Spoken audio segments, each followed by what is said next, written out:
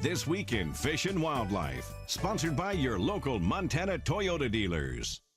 Thursday morning, time once again for This Week in Fish and Wildlife. This morning we're on the Gallatin River. Joining us as always, Andrea Jones from the Montana Department of Fish, Wildlife and Parks. It's cold out here. Yeah. There's ice out along the edge of the river here.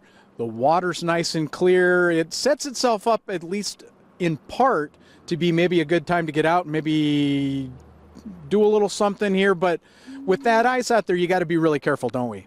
We sure do. And every year we do a segment on ice fishing safety. So a lot of the same rules apply here. Obviously, not as many people coming out to the river, and for good reason. Flowing water around ice is extremely dangerous. The ice that forms on riverbanks is really unstable. That water is obviously moving. It's generating warmer temperatures underneath. Sometimes schools of fish can create heat from the bottom and bring that up. That also applies to lakes.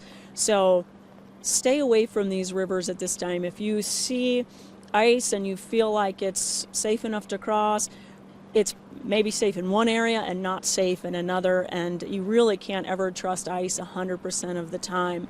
If you're out there looking for a place to ice fish at one of our, say, East Gallatin Rec or what have you, it's really popular. Obviously, we've had a nice cold snap, but it can change from day to day and certainly in place to place. So you're going to want to check with someone who knows, people that have been out there, local bait shops, for example, before you head out to a reservoir, what have you, to fish. Then you want to dig your holes to make sure you're aware of proper ice thickness.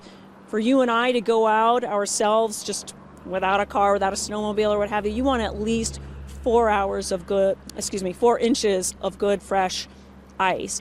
And it just goes up from there. If you have a snowmobile, you want 5 to 7, and 12 inches for a truck. We don't have a lot of places here where you can drive out onto ice, but if you do, you need a good thick ice. And there's different types of ice. That clear ice, the stronger, the newer the ice, the stronger you are.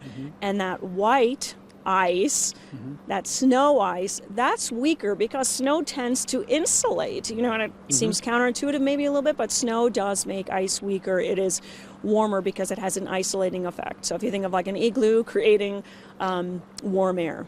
I think the thing that we talk about every time we do this too is all ice is not created equal. You talk about the different kinds, but that can show up on the same pond or lake or wherever it is you're going. Just because it's where you're at now, maybe one kind, don't assume the whole pond or the whole lake's that way, right? Right. If you're not having luck fishing in one area and you decide to move, you need to be checking and digging your 3 holes in that area as well. And if you're you want to give yourself space between people, especially if you have heavy items, cars parked out on ice, you want to be checking and moving that every 2 hours if you've parked out there. And on rivers, the weakest ice is going to be on your outside bend, and never a good idea to test moving water in freezing temperatures. It's really dangerous. If you do happen to fall in, hard to say, but do not panic. Try to turn around the way you came. So if I fall in moving forward, I want to go back because chances are that's where the strongest ice was. Again, Andrea Jones from the Montana Department of Fish, Wildlife and Parks. Ice fishing season is getting underway, but make sure if you're going to participate, do so safely. This Week in Fish and Wildlife was brought to you by Toyota. Let's go places.